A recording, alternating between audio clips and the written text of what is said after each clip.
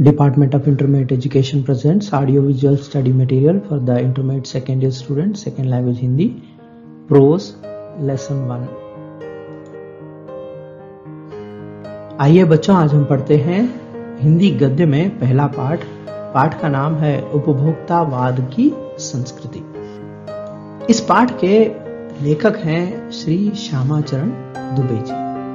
श्री श्यामाचरण दुबे जी का जन्म 1922 में मध्य प्रदेश के सिवनी जिले में हुआ था और इनकी रचनाएं हैं मानव और संस्कृति, परंपरा और इतिहास बोध, संक्रमण की पीड़ा आदि। इन्हें मूर्ति देवी पुरस्कार से सम्मानित किया गया। इनकी मृत्यु 4 फरवरी 1996 में हुई थी। तो श्री श्यामाचरण दुबे जी विश्वविख्यात मानव वैज्ञानिक हैं। मानव वैज्ञानिक अर्थात मनुष्य के विकास क्रम का अध्ययन करने वाले व्यक्ति, और ये एक समाजशास्त्री हैं। इन्होंने भारत के ग्रामों पर अच्छा शोध किया और उन पर अच्छा अध्ययन किया था, और इसी कारण इनके लेख राष्ट्रीय एवं अंतर्राष्ट्रीय ख्याति को प्राप्त कर चुके हैं। आइए आज पढ़ते हैं हम उपभोक्तावाद की संस्कृति पाठ को, जिसमें कि आज के बदलते हुए समाज के विषय में डॉक्टर श्यामाचरण दुबे जी के क्या विचार हैं देखेंगे। उपभोक्तावाद की संस्कृति। उपभोक्तावाद क्या है? उपभोक्तावाद शब्द 2 शब्दों से बना है। एक है उपभोग और एक वाद। उपभोक्ता का अर्थ है उपभोग करने वाला। उपभोग मतलब इस्तेमाल करना या प्रयोग करना। हम लोग हर रोज अनेक वस्तुओं का इस्तेमाल करते हैं, अनेक वस्तुओं का अपने जीवन में प्रयोग करते हैं। इस तरह से वस्तुओं का इस्तेमाल करने वाले व्यक्ति को अंग्रेजी में कंज्यूमर कहते हैं और हिंदी में उपभोक्ता कहते हैं। तो उपभोक्ता की जो सोच होती है उसको हम उपभोक्तावाद कहते हैं। अर्थात जो कंज्यूमर है उसकी सोच कंज्यूमरिज्म कहा जाता है। अर्थात ऐसे समाज को उपभोक्तावादी समाज कहते हैं जिस समाज में लोग मनुष्य से ज्यादा वस्तुओं को प्रधानता देते हैं। आइए पढ़ते हैं इसमें लेखक क्या कह रहे हैं। धीरे धीरे सब कुछ बदल रहा है। एक नई जीवन शैली अपना वर्चस्व स्थापित कर रही है। उसके साथ आ रहा है एक नया जीवन दर्शन, उपभोक्तावाद का दर्शन। यहां देखिए, धीरे धीरे समय बदल रहा है, सब कुछ बदल रहा है, और इस बदलाव में हमारा जीवन शैली भी बदल रही है। जीवन शैली का अर्थ क्या है? जीवन शैली का अर्थ है जीवन की पद्धति। जीने की पद्धति भी आज बदल रही है। और ये बदलाव किस तरह से हो रहा है? ये बदलाव अपना प्रभाव दिखा रहा है। वर्चस्व का अर्थ क्या है? वर्चस्व का अर्थ है प्राबल्य या प्रभाव दिखाना। तो ये बदलाव अपना प्रभाव दिखा रहा है। तो ये बदलाव किस रूप में है? उसके साथ आ रहा है एक नया जीवन दर्शन, उपभोक्तावाद का दर्शन। अर्थात हमारी सोच भी बदल रही है। दर्शन का मतलब क्या है? विचार या तत्व ज्ञान। तो हमारे जीवन के साथ साथ हमारी सोच भी, जीवन दर्शन मतलब जीवन को देखने का तरीका, मतलब जीवन दर्शन का अर्थ क्या है? जीवन सिद्धांत। तो जीवन सिद्धांत भी बदल रहा है। और अब जो नया सिद्धांत उभर कर आ रहा है वो सिद्धांत है उपभोक्तावाद का सिद्धांत। उपभोक्तावाद का सिद्धांत क्या है? उपभोक्तावाद का अर्थ है कंज्यूमरिज्म, अर्थात ऐसी व्यवस्था जिसमें वस्तुओं को प्रधानता दी जाती है। तो हमारी सोच जो है वो उपभोक्तावादी सोच बनती जा रही है। उत्पादन बढ़ाने पर शोर है चारों ओर। यह उत्पादन आपके लिए है, आपके भोग के लिए है, आपके सुख के लिए है। सुख की व्याख्या बदल गई है। उपभोग भोग ही सुख है। एक सूक्ष्म बदलाव आया है नई स्थिति में। उत्पाद तो आपके लिए हैं, पर आप यह भूल जाते हैं कि जाने अनजाने आज के माहौल में आपका चरित्र भी बदल रहा है। आप उत्पाद को समर्पित होते जा रहे हैं। यहाँ लेखक कहते हैं आपके भोग के लिए है, क्योंकि सारे वस्तुएं हमारे इस्तेमाल के लिए होती हैं, हमारे उपयोग के लिए। भोग का मतलब उपयोग करना। तो हम इन सारी वस्तुओं का इस्तेमाल करते हैं, तो वस्तुओं का उत्पादन भी बढ़ रहा है। और इन वस्तुओं से हमें क्या मिल रहा है? इन वस्तुओं से हमें सुख मिल रहा है, और इसी सुख को पाने के लिए हम वस्तुओं को खरीदे जा रहे हैं। मतलब वस्तुओं से कैसा सुख? वस्तुओं से कि जो सुविधा मिल रही है उसी को हम सुख मानते जा रहे हैं। तो अब सुख की व्याख्या ही बदल गई है, सुख का मतलब भी बदल गया है। पहले समय में सुख किसे कहते थे? ऐसे काम को सुख कहते थे जिस काम से हमें आत्मसंतुष्टि मिले, तो आपका मन चैन से रहे, उसको हम लोग सुख कहते थे। मगर आज हम वस्तुओं को पाना ही सुख समझ रहे हैं, मतलब वस्तुओं में सुख को ढूंढ रहे हैं। उपभोग, भोग ही सुख है, मतलब वस्तुओं का उपयोग करना। उपभोग मतलब वस्तुओं का उपयोग करना, तो वस्तुओं का इस्तेमाल करना ही सुख समझा जा रहा है। तो एक सूक्ष्म बदलाव आया है। सूक्ष्म मतलब बारीक सा बदलाव, ऐसा बदलाव जिसको हम लोग देख नहीं सकते, तो ऐसा बदलाव आ रहा है। बदलाव मतलब क्या है? बदलाव का अर्थ है चेंज या परिवर्तन। तो एक नई स्थिति में उत्पाद तो आपके लिए है, पर आप यह भूल जाते हैं जाने अनजाने आज के माहौल में आपका चरित्र भी बदल रहा है। तो यहाँ पर देखिए, केवल वस्तु नहीं बदल रहे हैं, वस्तुओं के उत्पादन के साथ साथ वस्तुओं के चक्कर में पड़कर हम अपने चरित्र को भी बदल रहे हैं। चरित्र का अर्थ क्या है? चरित्र का अर्थ है चाल चलन। तो यहाँ पर माहौल बदल रहा है, वातावरण बदल रहा है और चरित्र भी बदल रहा है, मतलब हमारे चाल चलन भी बदल रहा है।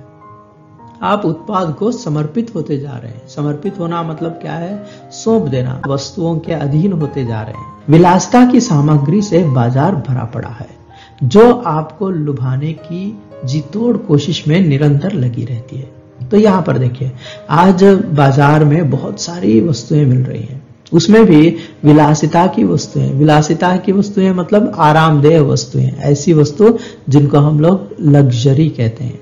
तो ऐसी वस्तुओं से पूरा बाजार भरा पड़ा है। तो शान दिखाने वाले वस्तु को विलासिता की वस्तु कहते हैं। तो ऐसे वस्तुओं से बाजार भरा पड़ा है, हमें ये वस्तु लुभा रहे हैं। लुभाना मतलब क्या है? आकर्षित करना। ये वस्तु हमें आकर्षित कर रहे हैं। दैनिक जीवन में काम आने वाली वस्तुओं को ही लीजिए। टूथपेस्ट चाहिए, यह दांतों को मोती जैसा चमकीला बनाता है, यह मुंह की दुर्गंध हटाता है, यह मसूड़ों को मजबूत करता है और यह पूर्ण सुरक्षा देता है। यह सब करके 3-4 पेस्ट अलग अलग करते हैं, किसी पेस्ट का मैजिक फार्मूला है। तो यहाँ पर देखिए, कोई टूथपेस्ट मसूड़ों को मजबूत करता है। मसूड़े मतलब ये दांत हैं, तो इसके नीचे वाला जो हिस्सा है, नीचे वाली मांसपेशियां है ना, इसको मसूड़े कहते हैं। तो कोई टूथपेस्ट मसूड़ों को मजबूत करता है, तो कोई ऐसा टूथपेस्ट भी मिल जाएगा जिसमें मैजिक फार्मूला है कि इन सारे टूथपेस्टों की खूबियां इस एक टूथपेस्ट में मिल जाएंगी। और कोई बबूल या नीम से बना हुआ, क्योंकि कहा जाता है कि बबूल का अर्थ क्या है? कांटेदार पेड़। तो कांटेदार इस पेड़ के जो तत्व हैं, उन तत्वों से बने हुए पेस्ट का इस्तेमाल करने से हमारे दांतों में कीड़ा नहीं होता। तो इसलिए लोग बबूल या नीम के गुणों से भरपूर टूथपेस्ट का इस्तेमाल करते हैं। कोई ऋषि मुनियों द्वारा स्वीकृत तथा मान्य वनस्पति और खनिज तत्वों के मिश्रण से बना है। मतलब कोई ऐसे टूथपेस्ट भी मार्केट में हैं, ये दावा करते हैं कि ऋषि मुनियों द्वारा जो खोजे गए वनस्पतियां हैं, वनस्पति मतलब पेड़ पौधे हैं, और खनिज तत्व हैं, खनिज तत्व मतलब मिनरल्स, तो इन तत्वों से बने हुए टूथपेस्ट भी मार्केट में मौजूद है। जो चाहे चुन लीजिए। यदि पेस्ट अच्छा है तो ब्रश भी अच्छा चाहिए। तो आकार, रंग, बनावट, पहुंच और सफाई की क्षमता अलग अलग है, एक से बढ़कर एक। की दुर्गंध से बचने के लिए माउथवॉश भी चाहिए। सूची और भी लंबी हो सकती है, पर इतनी चीजों का ही बिल काफी बड़ा हो जाएगा, क्योंकि आप शायद बहुविज्ञापित और कीमती ब्रांड खरीदना ही पसंद करें। तो यहाँ पर देखिए, तो टूथपेस्ट में भी अनेक प्रकार के पेस्ट आ गए हैं। और अब टूथपेस्ट के बाद में बारी आती है मुंह को साफ सुथरा रखने के लिए माउथ वॉश की। पहले जमाने में इसका कोई उपयोग नहीं रहता था, परंतु आज के समय में लोग इसको भी इस्तेमाल कर रहे हैं। माउथ वॉश का मतलब है एक ऐसा केमिकल, जो ऐसा रसायन है जिसे मुंह में डालकर कुल्ला करने से मुंह का दुर्गंध जो है वो समाप्त हो जाता है। तो इस तरह से अनेक वस्तु आज हमारे मार्केट में मौजूद हैं। तो इसमें भी हमारी आदत यह है कि जिस वस्तु का ज्यादा प्रचार होता है, बहुविज्ञापित मतलब बहुत ज्यादा प्रचार, तो बहुत ज्यादा प्रचार जिस वस्तु का किया जाता है उस वस्तु को हम कीमती ब्रांड समझते हैं और इसी ब्रांड को देखकर हम ज्यादा पैसे देकर उन वस्तुओं को खरीदते हैं। तो इस खरीदारी से यहीं तक मतलब केवल सुबह में उठकर मुंह धोने तक ही ढेर सारा खर्चा हो जाता है। सौंदर्य प्रसाधनों की भीड़ तो चमत्कृत कर देने वाली है। हर माह इसमें नए नए उत्पाद जुड़ जाते हैं। साबुन ही देखिए, एक में हल्की खुशबू है, दूसरे में तेज। एक दिन भर आपको तरोताजा रखता है और दूसरा पसीना रोकता है। तो इस तरह से सौंदर्य प्रसाधन का अर्थ क्या है? सौंदर्य प्रसाधन का अर्थ है सौंदर्य की सामग्री, जैसे साबुन, तेल वगैरह। तो इन सामग्रियों के भीड़ को देखें, इन सामग्रियों को भी देखें तो बाजार में बहुत सारे सामान मिलते हैं जो सुंदरता को बढ़ाने के काम में आती है। तो हर महीने नए नए प्रोडक्ट्स आ रहे हैं, नए नए उत्पाद आ रहे हैं। तो किसी साबुन में खुशबू अच्छी है तो किसी साबुन में दुर्गंध हटाने की क्षमता है। कोई साबुन हमें दिन भर तरोताजा रखता है। तो इस तरह के तरह तरह के साबुन मार्केट में आ चुकी है। खुशबू यानी सुगंध, और तरोताजा रखने का मतलब है ताजगी से भर देना, मतलब उत्साह से भर देना। और कोई साबुन पसीने की बदबू को दूर करता है। इस प्रकार मार्केट में सौंदर्य प्रसाधनों की कमी नहीं है और ये सारे वस्तु हमें आकर्षित कर रहे हैं, खरीदने पर मजबूर कर रहे हैं। आगे देखेंगे, जर्म्स से आपकी सुरक्षा करता है, जर्म्स से आपकी सुरक्षा करता है। यह लीजिए सिनेस्टार्स का सौंदर्य रहस्य। उनका मनपसंद साबुन। सच्चाई का अर्थ समझना चाहते हैं तो यह लीजिए। शरीर को पवित्र रखना चाहते हैं तो यह लीजिए। गंगा जल से बनी साबुन। चमड़ी को नर्म रखने के लिए यह लीजिए। महंगी है, आपके सौंदर्य में निखार ला देगी। संभ्रांत महिलाओं के ड्रेसिंग टेबल पर 30-30 हजार की सौंदर्य सामग्री होना तो मामूली बात है। लेखक कहते हैं कि आपको कीटाणुओं से सुरक्षा चाहते हैं तो उसके लिए भी साबुन अच्छी है। और सिनी स्टार्स का साबुन, मतलब आज के समय में हम साबुन केवल उसके साबुन के गुणों के कारण नहीं खरीदते हैं। आज हम वह साबुन कौन कौन इस्तेमाल करता है उसके अनुसार खरीदने लगे हैं। इसलिए विज्ञापनों में सिनी स्टार्स का इस्तेमाल करते हैं और सिनी स्टार्स को जो पसंद है लोगों को वही पसंद आएगा, तो उस साबुन का भी इस्तेमाल कर सकते हैं। यहां तक कि सच्चाई, ईमानदारी जैसी बातें भी इन साबुनों से जुड़ जाती हैं। मतलब साबुन का इस्तेमाल करके कोई आदमी ईमानदार बन सकता है या कहलाता है। तो ये स्थिति आ गई है। तो शरीर को पवित्र रखने के लिए गंगा जल से बना साबुन भी है। चमड़ी को नर्म रखने के लिए महंगे से महंगे साबुन बाजार में मौजूद हैं। तो इन सौंदर्य साधनों से हमारा जो शरीर है वो चमकने लगता है।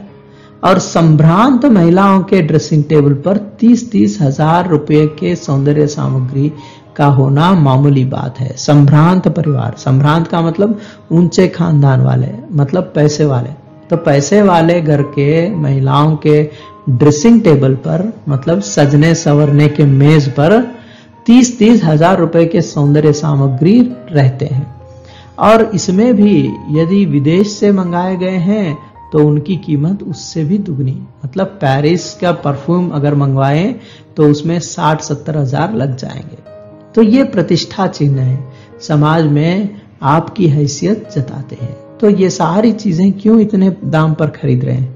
इन सारी चीजों के खरीदने के पीछे यही कारण है कि हम दिखाना चाहते हैं कि हम कितने प्रतिष्ठित हैं, कितने संपन्न हैं। तो ये सब गौरव चिन्ह बन गए हैं। समाज में आपकी हैसियत को जताते हैं। हैसियत मतलब औकात या स्थिति को बताते हैं। पुरुष भी इस दौड़ में पीछे नहीं है। पहले उनका काम साबुन और तेल से चल जाता था, आफ्टर शेव और कोलोन बाद में आए। अब तो इसकी सूची दर्जन 2 दर्जन चीजों से जुड़ गई है। पहले समय में सजना संवरना तो स्त्रियों का काम हुआ करता था, इसलिए साबुन, इत्र, पाउडर वगैरह की जरूरत केवल स्त्रियों को हुआ करता था। परंतु आज के समय में पुरुष भी इसमें पीछे नहीं है, क्योंकि पुरुषों के सौंदर्य के लिए भी बहुत सारे क्रीम आज मार्केट में आ चुके हैं। पहले केवल तेल और साबुन से काम चल जाता था, मगर अब शेविंग क्रीम चाहिए, after shave lotion, shaving foam और बहुत कीमती ब्लेड भी मिलने लगे हैं। यहाँ तक कि 1000-2000 रुपए के ब्लेड्स भी आज पुरुषों के लिए मौजूद हैं। तो इस तरह से दर्जन 2 दर्जन चीजें अब पुरुष भी अपने सौंदर्य को बढ़ाने के लिए खरीद रहे हैं। आगे बढ़ते हैं। छोड़िए इस सामग्री को, वस्तु और परिधान की दुनिया में आइए। जगह जगह बुटीक खुले हुए हैं। नए नए डिजाइन के परिधान बाजार में आ गए हैं। ये ट्रेंडी है, ये महंगी है। पिछले वर्ष के फैशन इस वर्ष शर्म की बात है। घड़ी पहले समय दिखाती थी। परिधान का अर्थ क्या है? परिधान का अर्थ है कपड़े। तो कपड़ों के बारे में यदि सोचें तो कपड़ों की भरमार है। तो जगह जगह बुटीक खुले हुए हैं। बुटीक का मतलब डिजाइनर कपड़ों का दुकान। तो डिजाइनर कपड़ों के दुकान खुले हुए हैं। इसमें भी डिजाइन जो है वो परिवर्तित होते रहते हैं। अगर कोई व्यक्ति पिछले साल के फैशन वाले कपड़े पहनता है तो वो हंसी का पात्र बन जाएगा। तो इस तरह से हर साल हर महीने फैशन बदलते रहते हैं और कपड़े बदलते रहते। तो पहले घड़ी समय दिखाने के लिए लेते थे, परंतु आज घड़ी समय नहीं हैसियत दिखाने के लिए खरीदते हैं।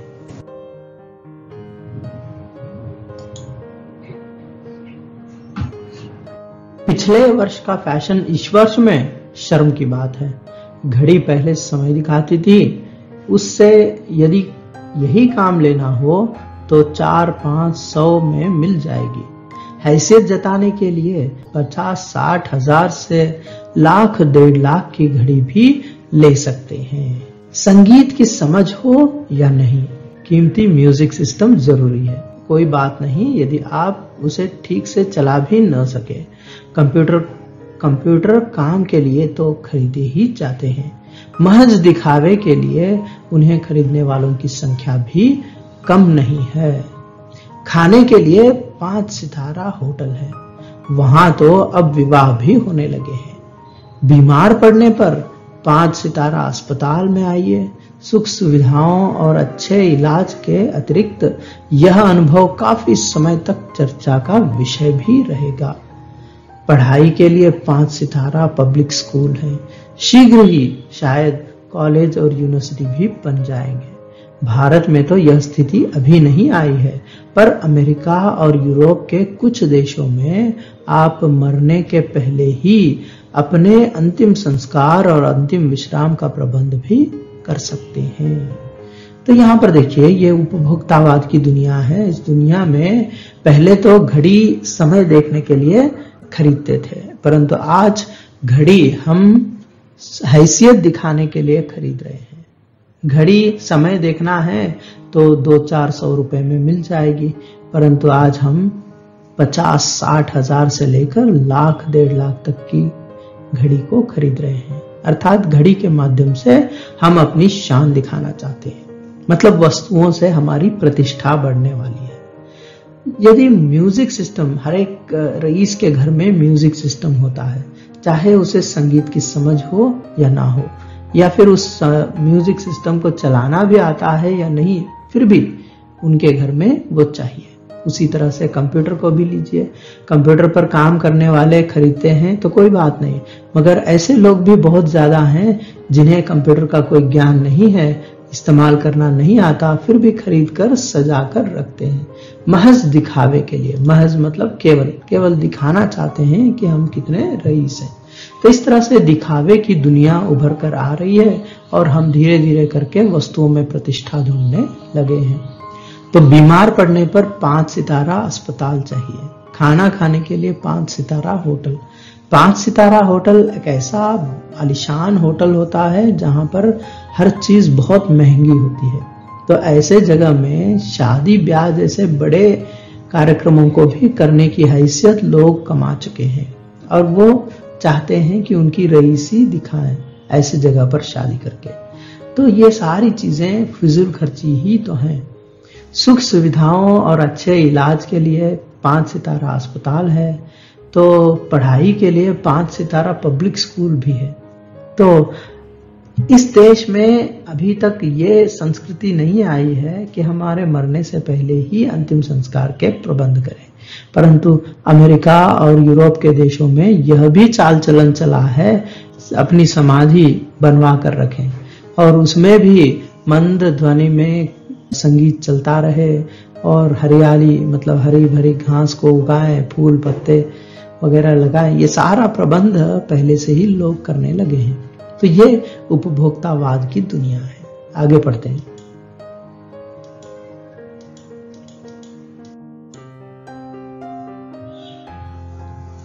आपकी कब्र के आसपास सदा हरी घास होगी, मन चाहे फूल होंगे, चाहे तो वहां फव्वारे होंगे और मंद ध्वनि में निरंतर संगीत भी। कल भारत में भी यह संभव हो सकता है। अमेरिका में आज जो हो रहा है कल भारत में भी आ सकता है। प्रतिष्ठा के अनेक रूप होते हैं, चाहे वे हास्यास्पद क्यों न हो। यह है एक छोटी सी झलक उपभोक्तावादी समाज की। यह विशिष्ट जन का समाज है, पर सामान्य जन भी इसे ललचाई निगाहों से देखते हैं। उनकी दृष्टि में एक विज्ञापन की भाषा में यही है राइट चॉइस बेबी।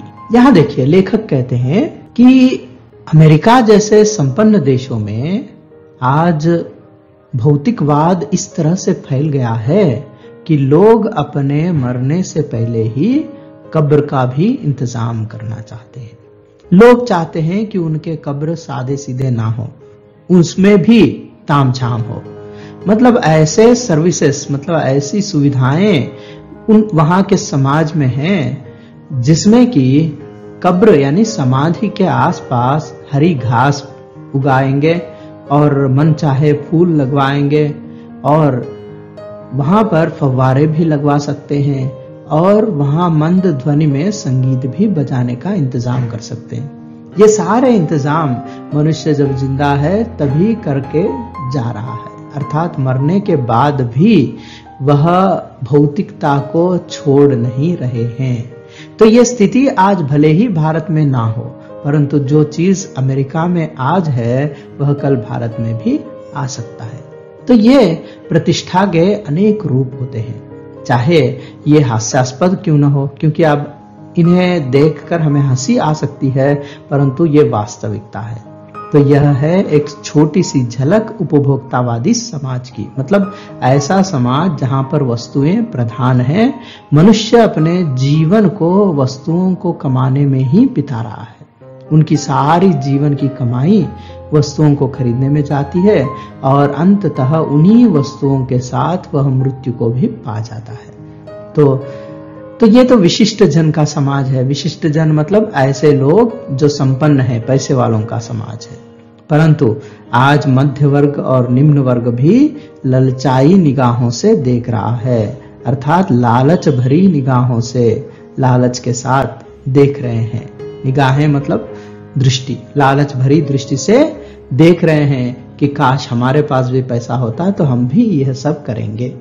तो जब ये सोच आ जाती है तो हमारा जीवन दर्शन ही बदल जाता है।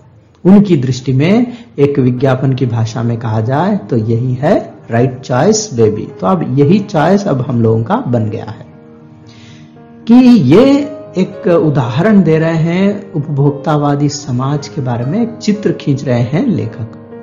मगर अब इस समाज के इसके परिणाम क्या होंगे, इसका क्या परिणाम निकलने वाला है, ये आगे सोचने वाली बात है।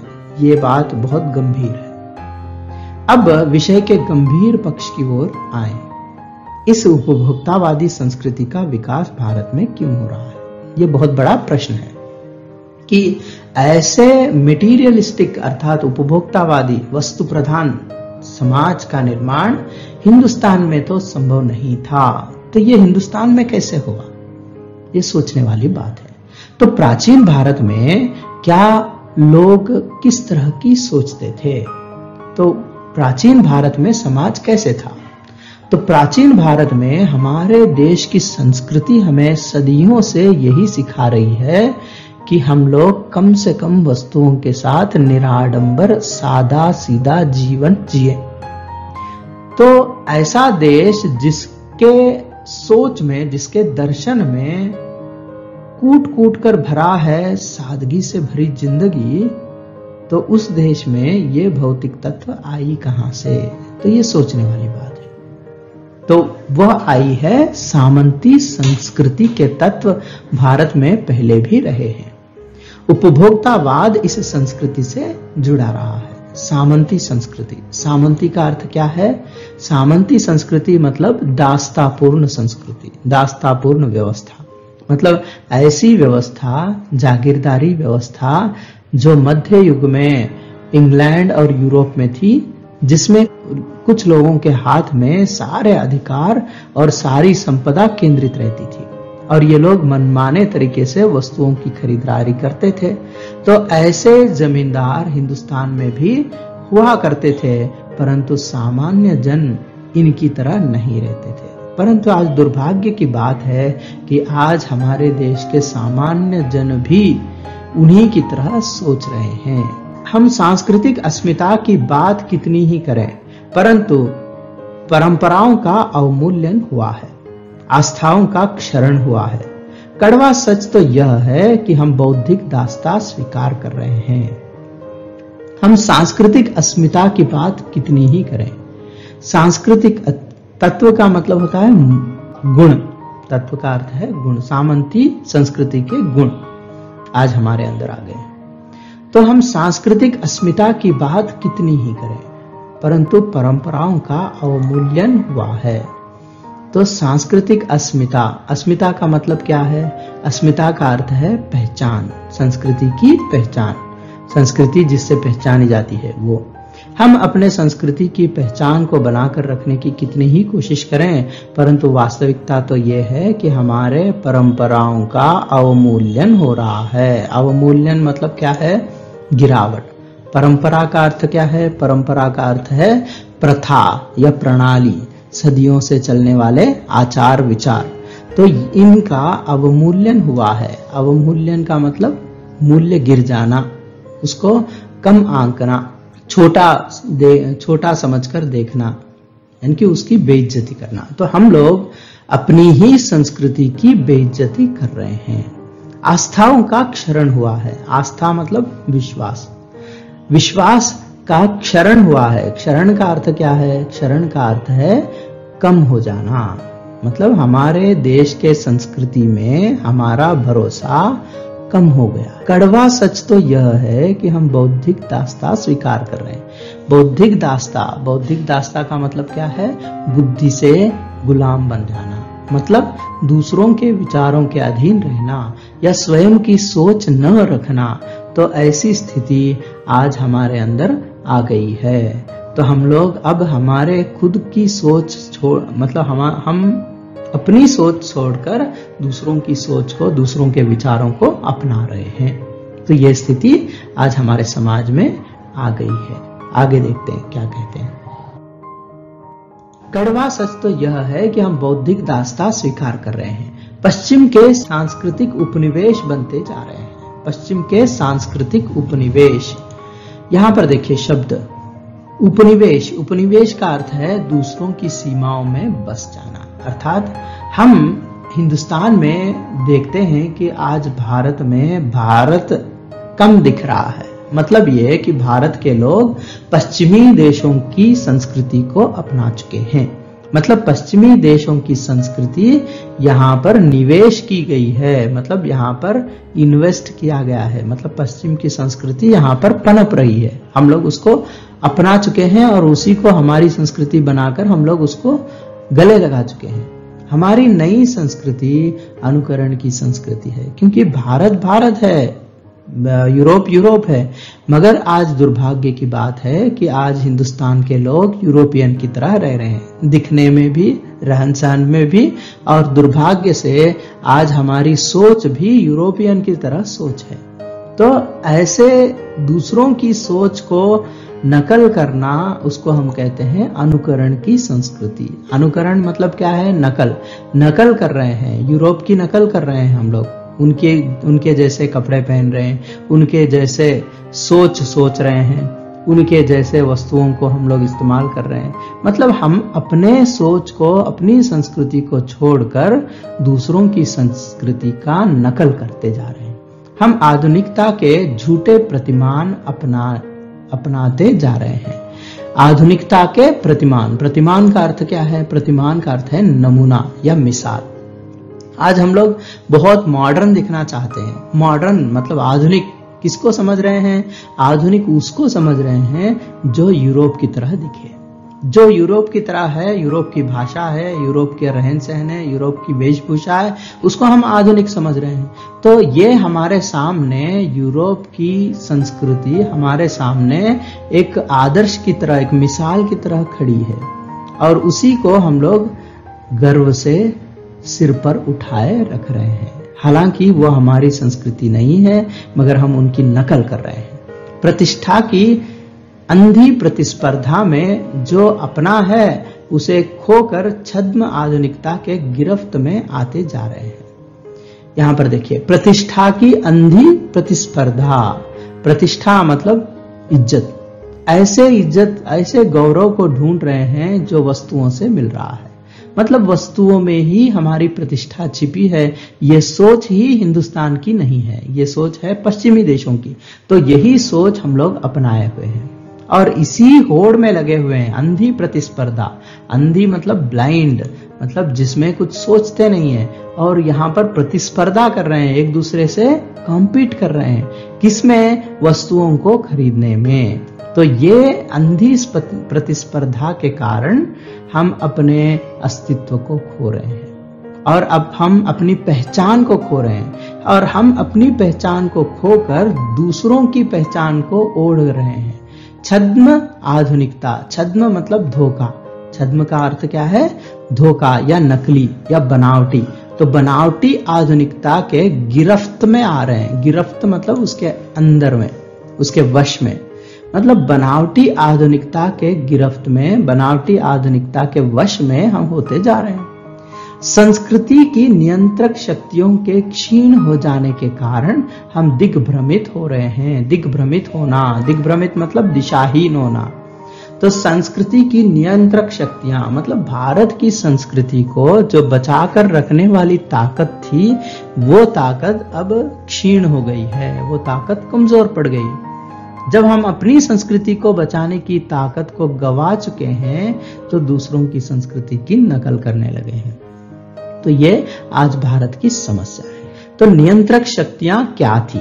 तो पुराने समय में भारत में अपनी संस्कृति को बचाने वाली नियंत्रक शक्ति थी एक ऐसी व्यवस्था जिसमें कि बड़े परिवार हुआ करते थे।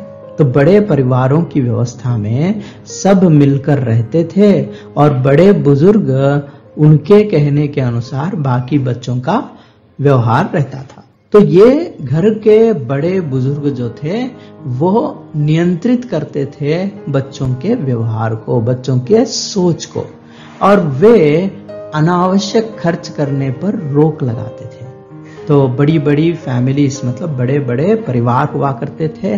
तो बड़े परिवार जब तक थे तब तक हमारी संस्कृति बची हुई थी, और हम लोग उपभोक्तावादी नहीं बने थे। परंतु आज सब छोटे परिवार हैं, पति पत्नी और 2 बच्चों के परिवार हैं। ऐसे परिवारों में कोई नियंत्रक शक्ति नहीं है, मतलब कोई बोलने वाला, बताने वाला नहीं रहा कि आप क्या खरीद रहे हो, क्यों खरीद रहे हो, मेहनत की कमाई को फजूल खर्ची क्यों कर रहे हो, ये पूछने वाला कोई नहीं रहा। तो इसलिए आज हमारे परिवारों में हमारी संस्कृति को बचाने की जो ताकत थी वो ताकत खत्म हो गई है। इसी कारण हमारा समाज ही अन्य निर्देशित हो रहा है, मतलब दिग्भ्रमित, मतलब दिशाहीन हो जाना।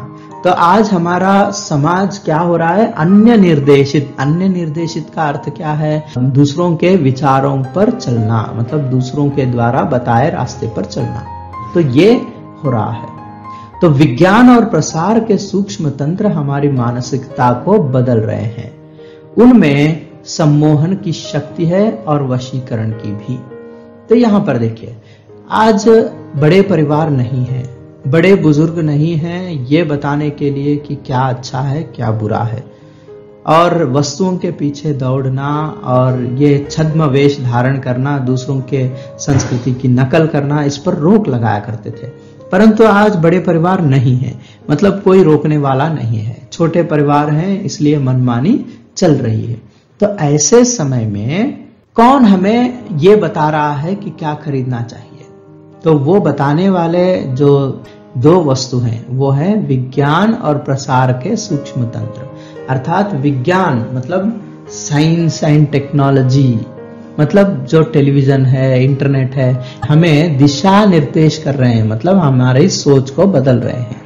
तो टेलीविजन और सिनेमा, इंटरनेट, यहाँ पर हम लोग देखकर अनेक वस्तुओं के प्रति आकर्षित हो रहे हैं और उन्हें खरीदने के लिए हमारा मन ललचा रहा है, और हम अपनी मेहनत की कमाई को बिना सोचे समझे अनावश्यक वस्तुओं को खरीदने में लगाते जा रहे हैं।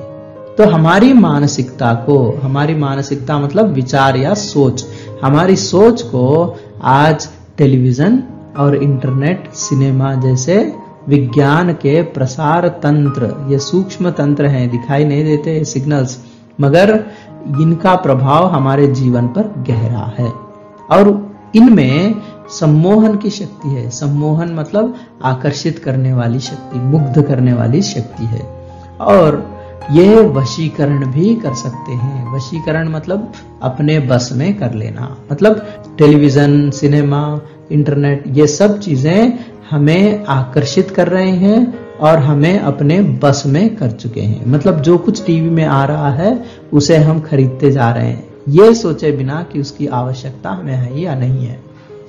तो अंततः इस संस्कृति के फैलाव का परिणाम क्या होगा? मतलब ठीक है, यहां तक तो हम अपने पैसे को हम खुद खर्च कर रहे हैं, बर्बाद कर रहे हैं, जो भी कर रहे हैं, परंतु इसका क्या परिणाम निकलेगा? रिजल्ट क्या होगा? यह गंभीर चिंता का विषय है। मतलब इसको सीरियसली सोचना चाहिए, गंभीरता से सोचना चाहिए। हमारे सीमित संसाधनों का घोर अपव्यय हो रहा है। इससे क्या हो रहा है? हम लोग मेहनत करके कमाते हैं तो हमारी कमाई फजूल में खर्च हो रही है। मतलब अगर हम एक सूची बनाएं कि हर एक वस्तु, मतलब कितनी कमाई करते हैं, उस कमाई में किस तरह से खर्च कर रहे हैं, एक सूची बनाकर देखिए कि उस सूची में हमें पता चलेगा कि आवश्यक वस्तुओं पर हम कम खर्च कर रहे हैं और अनावश्यक वस्तु, मतलब हमारे जीवन में किसी तरह से काम में नहीं आने वाले, उतना महत्व नहीं रखने वाले वस्तुओं पर हम ज्यादा खर्च कर रहे हैं। तो मेहनत की कमाई बर्बाद हो रही है हमारे इस आदत के कारण, नकल की आदत के कारण। तो सीमित संसाधनों का घोर अपव्यय हो रहा है। सीमित संसाधन मतलब क्या है? रिसोर्सेस। इन संसाधनों का अपव्यय हो रहा है। अपव्यय का अर्थ क्या है? अपव्यय का अर्थ है फिजूल खर्च होना। तो फिजूल खर्ची हो रही है। जीवन की गुणवत्ता आलू के चिप्स से नहीं सुधरती, न बहुविज्ञापित शीतल पेयों से। याद रखिए कि जिंदगी की क्वालिटी ऑफ लाइफ, क्वालिटी, गुणवत्ता मतलब क्वालिटी ऑफ लाइफ, श्रेष्ठता। तो जिंदगी की श्रेष्ठता आप कौन से आलू के चिप्स खरीद रहे हैं, इससे नहीं सुधरती। न बहुविज्ञापित शीतल पेयों से, शीतल पेय मतलब कूल ड्रिंक्स, इनको पीकर हम समझते हैं कि हमारी प्रतिष्ठा बढ़ जाएगी, परंतु इनको पीने से जीवन की गुणवत्ता, स्टैंडर्ड ऑफ लाइफ नहीं बढ़ता, भले ही वे अंतरराष्ट्रीय हों। मतलब चिप्स खाकर कूल ड्रिंक पीने से किसी की जिंदगी नहीं सुधरती। पिज्जा और बर्गर कितने ही आधुनिक हों, हैं वे फूहड़ खाद्य ही। यहाँ पर देखिए, पिज्जा और बर्गर खाते हैं। एक समझ लीजिए कि एक परिवार है, सामान्य परिवार, उसकी आमदनी कितनी होती है? आज के समय में 20 से 25 हजार कमाने वाले परिवारों की संख्या बहुत बड़ी है।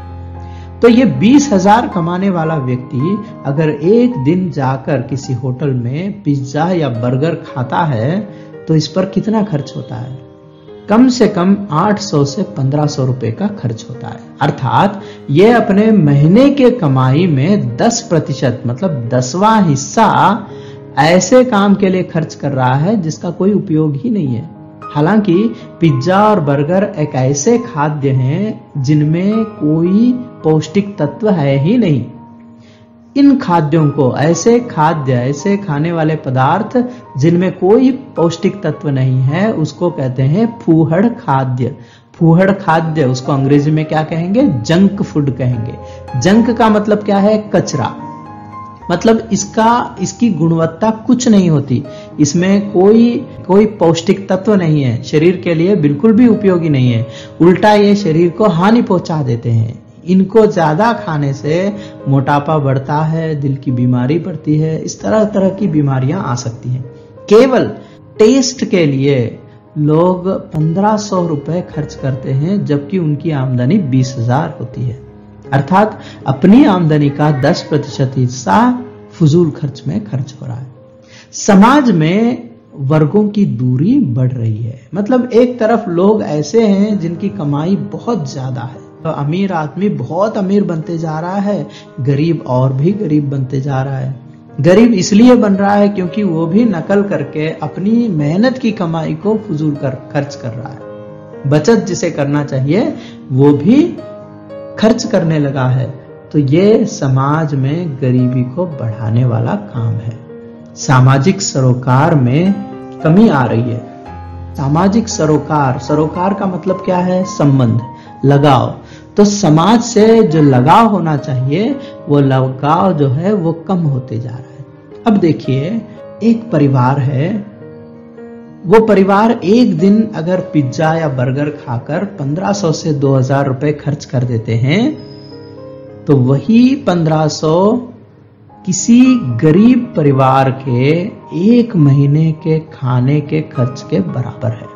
मतलब एक दिन, एक घंटे के खुशी के लिए अगर हम पिज्जा बर्गर खाकर 1500, 1000, 2000 रुपए उड़ा देते हैं, अगर यही पैसा जमा करके किसी गरीब को देंगे तो उसका महीने भर का खाने का खर्च निकल जाएगा। इस सच्चाई को हमें समझना चाहिए। मतलब पैसे की कीमत जानना चाहिए। पैसे को इस तरह से बेतहाशा उड़ाना नहीं चाहिए। आगे देखते हैं। जीवन स्तर का बढ़ता अंतर आक्रोश और अशांति को जन्म दे रहा है। अब अमीर अमीर बनते जा रहे हैं, गरीब गरीब बनते जा रहे हैं। तो ये जो अंतर है, फर्क जो है, जीवन स्तर का अंतर, जीवन स्तर मतलब लिविंग स्टैंडर्ड, मतलब जीवन की स्थिति, इसमें जो फर्क आ रहा है, अंतर आ रहा है, वो बहुत बढ़ रहा है। बढ़ना कोई मामूली चीज नहीं है। इससे समाज में अशांति फैलती है। जैसे जैसे दिखावे की संस्कृति फैलेगी, सामाजिक अशांति बढ़ेगी। ये हम लोग दिखावे की जो संस्कृति आज अपनाए हुए हैं, ये संस्कृति जैसे जैसे बढ़ती जाएगी वैसे वैसे समाज में अशांति बढ़ती जाएगी, मतलब बेचैनी बढ़ेगी। हमारी सांस्कृतिक अस्मिता का ह्रास तो हो ही रहा है। ह्रास मतलब गिरावट, अस्मिता मतलब पहचान। तो हमारी संस्कृति की जो पहचान है वो गिर रहा है, मतलब खत्म होते जा रहा है। मतलब हिंदुस्तान की तरह नहीं दिख रहा है, हिंदुस्तान यूरोप बनते जा रहा है। लक्ष्य भ्रम से भी पीड़ित हैं। लक्ष्य भ्रमित होना मतलब हम अपने उद्देश्य को ही छोड़ रहे हैं। भारतीय समाज में जीवन का सर्वोत्कृष्ट उद्देश्य है मोक्ष की प्राप्ति करना। तो आज हमारे पास मोक्ष की प्राप्ति करना सर्वोत्कृष्ट उद्देश्य नहीं रहा। आज हमारे पास वस्तुओं की प्राप्ति करना सर्वोत्कृष्ट लक्ष्य बन गया है। तो इस तरह से हमारा लक्ष्य ही भटक गया है। मतलब हम जिस काम के लिए सदियों से प्रयत्न कर रहे थे वो काम अब पूरी तरह से छोड़ चुके हैं। विकास के विराट उद्देश्य पीछे हट रहे हैं और हम झूठी तुष्टि के तात्कालिक लक्ष्यों का पीछा कर रहे हैं। तो यहाँ पर झूठी शान दिखाने के, तुष्टि मतलब खुशी, तो झूठी खुशी को दिखाने के तात्कालिक टेम्पररी लक्ष्य मतलब ऐसे टारगेट्स हैं जो कि टेम्पररी हैं, जो नश्वर हैं, उनके पीछे हम लोग दौड़ते जा रहे हैं। मर्यादाएं टूट रही हैं। मर्यादाएं मतलब सीमाएं, बॉर्डर्स, बाउंड्रीज, जहां पर हम लोगों को क्या करना चाहिए क्या नहीं करना चाहिए उसकी एक सीमा होती है। तो वो सीमाएं टूट रही हैं, मतलब यहाँ पर कोई रोक टोक नहीं है। नैतिक मानदंड ढीले पड़ रहे हैं। व्यक्ति केंद्रिता बढ़ रही है। मतलब हमारे जीवन में हम अपने को ही सबसे ज्यादा महत्व दे रहे हैं। व्यक्ति केंद्रिता का अर्थ क्या है? स्वार्थ, स्वयं को ही ज्यादा महत्व देना। तो ये बढ़ रहा है। स्वार्थ परमार्थ पर हावी हो रहा है। परमार्थ मतलब दूसरों की मदद करना। तो दूसरों के बारे में सोचने की जो बात थी वो खत्म हो गया है। अब हम लोग केवल अपने बारे में ही सोच रहे हैं। भोग की आकांक्षाएं आसमान छू रही हैं। मतलब सारी चीजों का मैं इस्तेमाल करूंगा, मुझे ये एंजॉय करना है।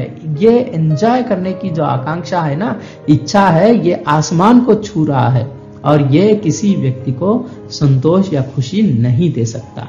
किस बिंदु पर रुकेगी यह दौड़? मतलब कहां तक जाकर हम इस दौड़ को रोकेंगे ये पता नहीं है। तो आज ये समस्या बहुत गंभीर हो गई है। इस पर हमें सोचना चाहिए। समझ लीजिए कि गौतम बुद्ध ने एक संदेश दिया था कि मनुष्य के खुशी के लिए क्या करना चाहिए। मतलब मनुष्य दुख से पीड़ित है तो दुख से दूर रहने का उपाय क्या है? तो दुख से दूर रहने का उपाय गौतम बुद्ध ने यह सुझाया था कि कम से कम वस्तु, कम से कम इच्छाएं रखना। इच्छाओं पर जीत हासिल करने वाला मनुष्य ही सच्चे सुख का अनुभव कर सकता है। यह भारतीय दर्शन है। परंतु आज हम ऐसी सोच को छोड़ चुके हैं और भौतिक जगत में अपने आप को लिप्त पा रहे हैं और ये हमें किसी पतन के ओर ले जा रहा है। तो अंत में लेखक महात्मा गांधी के उन विचारों को व्यक्त कर रहे हैं। गांधी जी ने कहा था कि हम स्वस्थ सांस्कृतिक प्रभावों के लिए अपने दरवाजे खिड़कियां खुले रखें पर अपनी बुनियाद पर कायम रहें। महात्मा गांधी ने कहा था विदेशी संस्कृति में जो अच्छी बातें हैं उन्हें अपनाने के लिए हमें अपने दरवाजे और खिड़कियों को खुला रखना चाहिए, परंतु हमें अपने बुनियाद पर कायम रहना चाहिए। मतलब उपभोक्तावादी संस्कृति हमारी सामाजिक नींव को ही हिला रही है। तो ये जो उपभोक्तावादी वस्तु प्रधान जो संस्कृति है, ये संस्कृति हमारे समाज के बुनियाद को, नींव का मतलब क्या है? बुनियाद। तो बुनियाद को ही हिला रही है। सामान्य बदलाव नहीं है। भविष्य के लिए यह एक बहुत बड़ी चुनौती है। चुनौती मतलब चैलेंज। इसलिए बच्चों हमें इस उपभोक्तावादी संस्कृति को छोड़ देना चाहिए।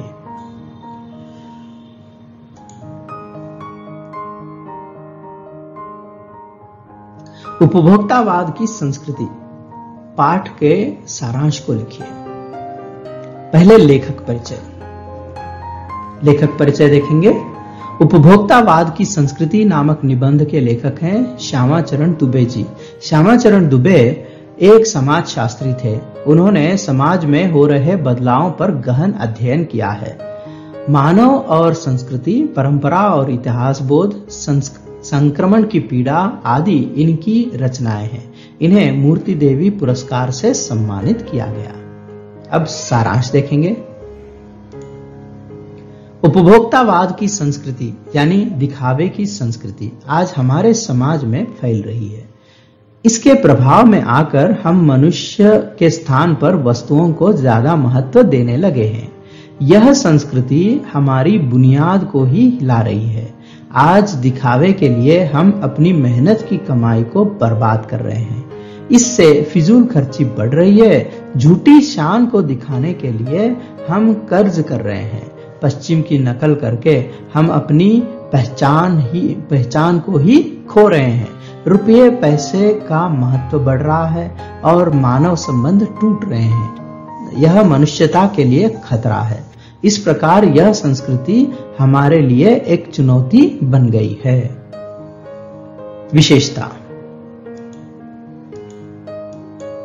इस पाठ में हमारे जीवन पर उपभोक्तावादी संस्कृति के प्रभाव को बताया गया है।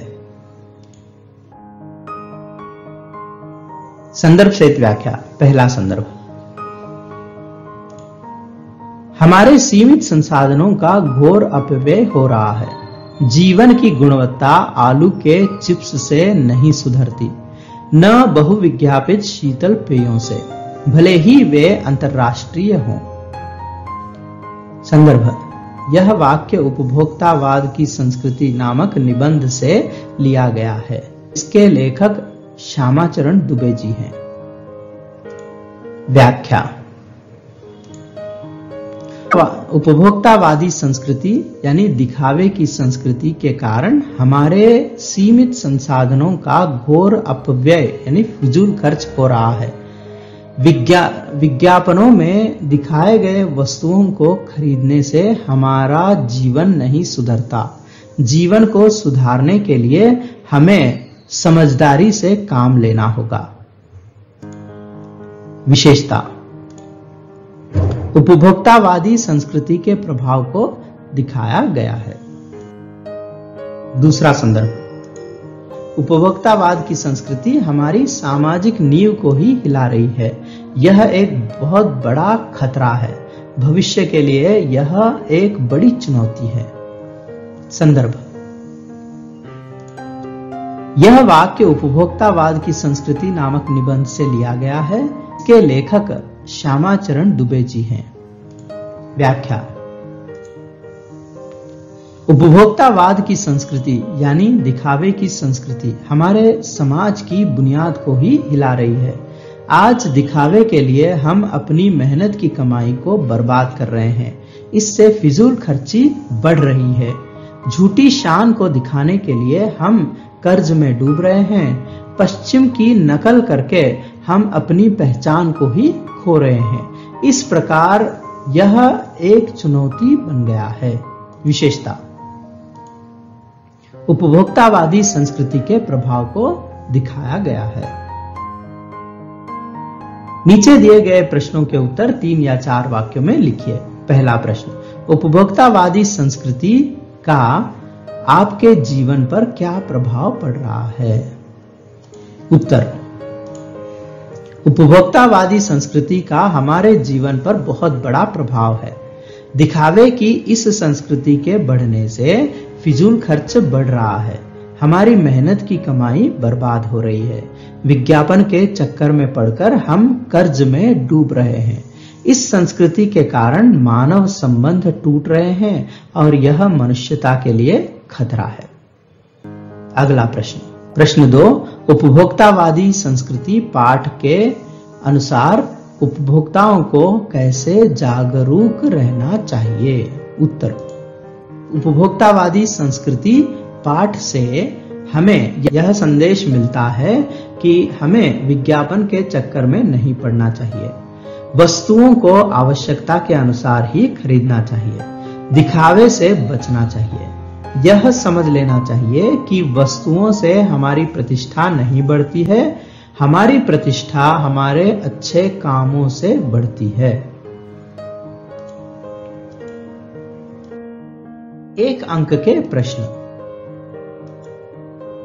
पहला प्रश्न, उपभोक्तावाद की संस्कृति पाठ के लेखक कौन हैं? उत्तर, श्यामाचरण दुबे। दूसरा प्रश्न, किन खाद्यों को लेखक फूहड़ खाद्य मानते हैं? उत्तर, पिज्जा और बर्गर जैसे खाद्य को लेखक फूहड़ खाद्य मानते हैं। तीसरा प्रश्न, श्यामाचरण दुबे को किस पुरस्कार से सम्मानित किया गया? उत्तर, श्यामाचरण दुबे जी को मूर्ति देवी पुरस्कार से सम्मानित किया गया। चौथा प्रश्न, हमारी सामाजिक नींव को कौन हिला रहा है? उत्तर, उपभोक्तावादी संस्कृति हमारी सामाजिक नींव को हिला रही है। तो बच्चों, आज इस पाठ में हम सीख रहे हैं कि हमें विज्ञापन के चक्कर में नहीं पड़ना चाहिए। हमें वस्तुओं में सुख को नहीं ढूंढना चाहिए, क्योंकि वस्तुओं से जो सुख मिलता है वह बहुत तात्कालिक रहता है और मानवता को हमें प्रधानता देना चाहिए, बचत करना चाहिए और बचे हुए उस धन का सदुपयोग करना चाहिए। धन का महत्व बहुत ज्यादा है, इसलिए मानवता को धन से ज्यादा महत्व देना चाहिए। हमें अपने देश की संस्कृति को छोड़कर विदेशियों की नकल नहीं करना चाहिए। तो यह इस पाठ का संदेश है। धन्यवाद।